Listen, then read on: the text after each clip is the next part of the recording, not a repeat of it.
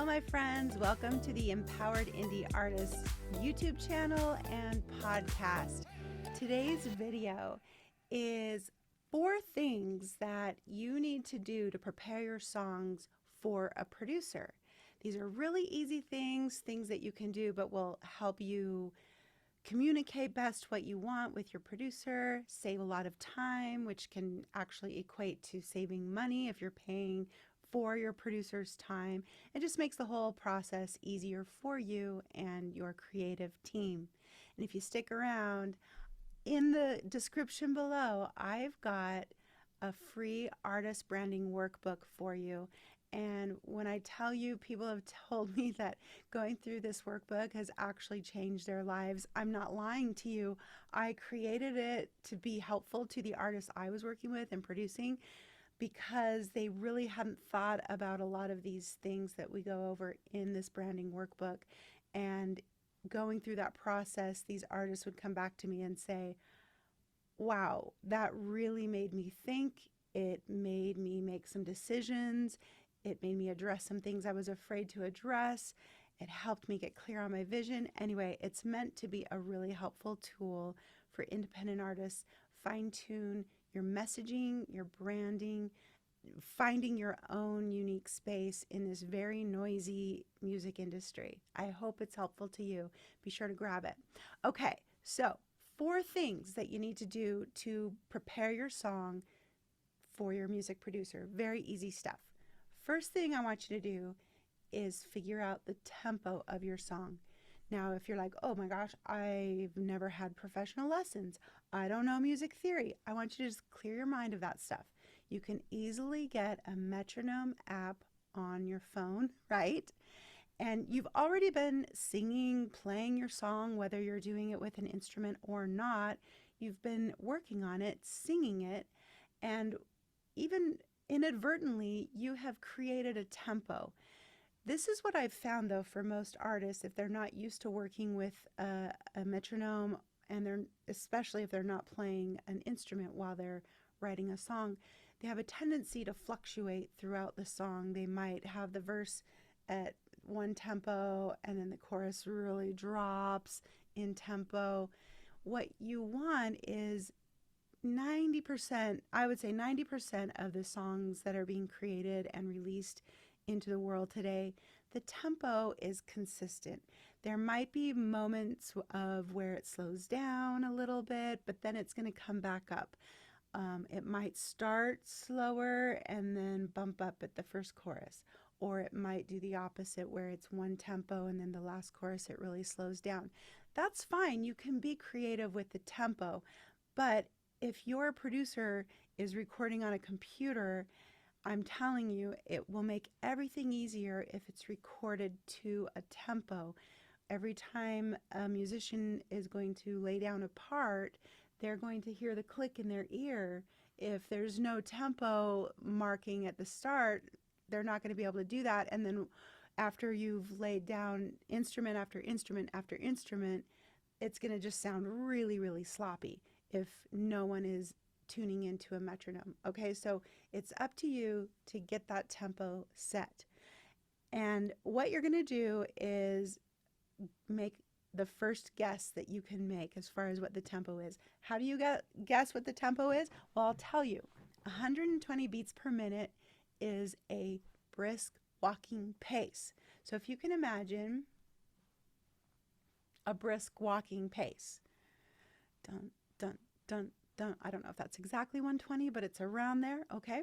Now try singing your song. And if it's like, whoa, that's way too fast. Now you know, well, maybe it's, 100. Now set your metronome for 100 and see if that's where it lands. Go even slower if it needs to. Keep inching in closer to where the tempo feels right. Now, if you find that you found the tempo for the start of the song, but then when the chorus comes up, it's like, whoa, that is way too slow. Now you need to make some decisions. Does that mean your verse is too slow and you need to bump it up closer to where the chorus is? Or does that mean you need to have a bump in the BPM in your chorus, start making some decisions, but then you can communicate that to your producer. Say, well, I really like the verses at 90, but then I want to bump the choruses up to 100. But then the second verse, I don't think it should come back to 90. I think it'll just stay at 100. Make those decisions ahead of time. Save your producer the time and, the guesswork of trying to figure out what your intentions are with that tempo. Second thing is figuring out the key. I've got another video that you can watch that will help you find the best key for a certain song. And it's going to be based on where the money note is located and where your range sits, especially in the low part of your range. If the money note isn't as high as the highest note of the song, and you find, oh, this is where the money note is, and you find the perfect spot, but then you realize, oh my gosh, that makes the high notes too high for my range, then you might want to see about modifying the melody so it doesn't go quite as high, or see if you can bump it down just a half step so you still get the power and the impact of the money note, but now you can reach the highest note. But low notes are often harder to work around, so make sure that your money note is right, but it's not too low for your voice. Now, if it is too low, you can do the same thing. You can modify the melody a little bit. Just make sure that you're not losing the impact of a great melody while you go through this process. Number 3, type up your lyrics. Oh my gosh. Okay. I love the artists I work with, but I always have to ask for this. 9 times out of 10, artists are not even thinking about putting their lyrics in a document. And if I ask for the lyrics, they're then sending me screenshots of their either, their notepad or whatever you call that, the note-taking app on their phone. I can't really work with those if it's a photo. What I really prefer is a Google Doc, because now we can share it, we can make comments, we can edit it, and we can finalize it in one place that's universally shared. That's my preference, but you should ask your producer what their preference is. How would you like me to send my lyric sheets to you? And they will probably have their own preference. And the fourth thing is reference songs.